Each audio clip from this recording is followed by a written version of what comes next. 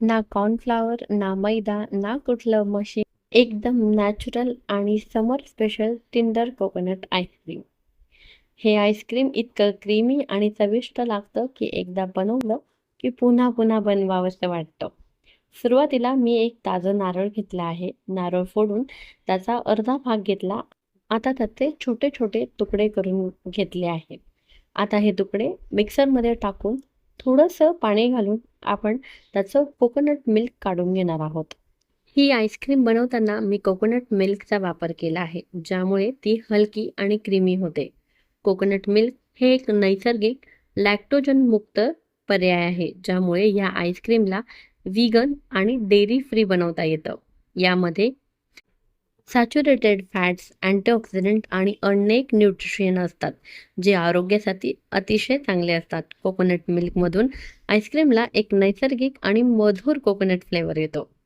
आता इथे मी एक शहाळं घेतलं आहे आणि ते शहाळं मी अशा पद्धतीने तोडून घेतलं आहे. आता हे शहाळं आपल्याला घेताना अगदी मलाईदार असं शहाळं घ्यायचं आहे, जेणेकरून आपल्याला ह्याची जी मलाई आहे ती आपल्याला कोकोनट आईस्क्रीममध्ये वापरता येते.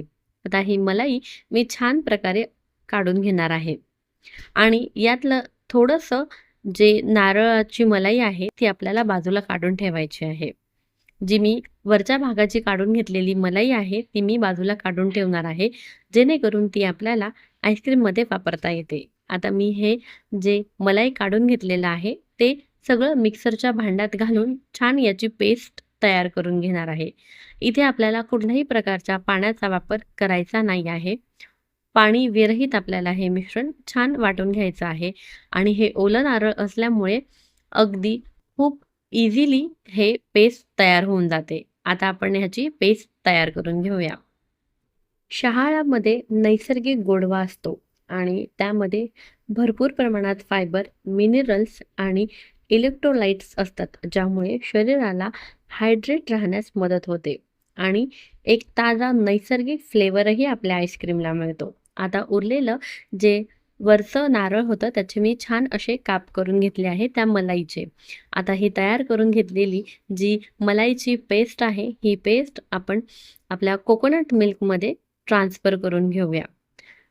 आता आपल्याला हे मिश्रण आहे ते छान अर्धा ते 1 मिनिटं इतकं व्यवस्थित असं मिक्स करून घ्यायचं आहे, ढवळून घ्यायचं आहे. आता हे मिश्रण छान मिक्स केल्यानंतर आपण यामध्ये 1 कप इतकं किंवा तुमच्याकडे मेजरमेंट कप नसेल तर तुम्ही एक जी आमटीची वाटी असते त्या वाटीच्या प्रमाणामध्ये 1 वाटी इतकं मिल्क पावडर घेऊन हे यामध्ये घालायचं. मिल्क पावडरनी आपल्या आईस्क्रीमला छान असा मिल्की फ्लेवर येतो. आता आपण यामध्ये पाव कप इतकी मी पिठी साखर घालून घेणार आहे. तुम्हाला गोड कमी जास्त हवं असेल तर तुम्ही त्यात कमी जास्त गोड घालू शकता.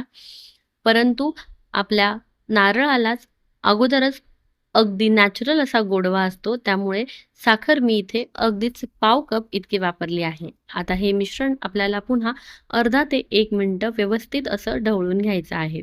आता हे मिश्रण व्यवस्थित हलवल्यानंतर त्यामध्ये करून घेतलेले जे नारळाचे तुकडे आहेत ते घालून घ्यायचे आहे आणि पुन्हा हे मिश्रण अर्धा मिनिटं इतकं हलवून घ्यायचं आहे. आता ह्या मिश्रणाला मी फॉईल रॅपने पॅक करून झाकण लावून ही आईस्क्रीम आहे ती सेट होण्यासाठी फ्रीझरमध्ये ठेवली आहे.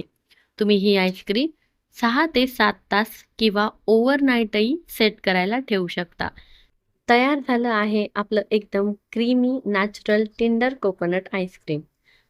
तर आजची ही टेंडर कोकोनट आईस्क्रीम रेसिपी तुम्हाला कशी वाटली ते नक्की मला कमेंट करून कळवा.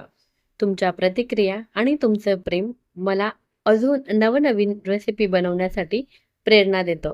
व्हिडिओ आवडला असेल तर नक्की लाईक करा आणि तुमच्या मित्रमैत्रिणी व कुटुंबासोबत शेअर करायला अजिबात विसरू नका. जर तुम्ही माझ्या यूट्यूब चॅनलवर नवीन असाल तर अशाच सोप्या, चविष्ट आणि घरगुती रेसिपींसाठी माझ्या यूट्यूब चॅनलला नक्की सबस्क्राईब करा आणि जर हा व्हिडिओ फेसबुक किंवा इंस्टाग्रामवरनं बघत असाल तर पेजला फॉलो नक्की करा. पुन्हा भेटूया अशाच एका नवीन आणि चविष्ट रेसिपींसोबत. तोपर्यंत स्वतःची काळजी घ्या आणि चविष्ट राहा.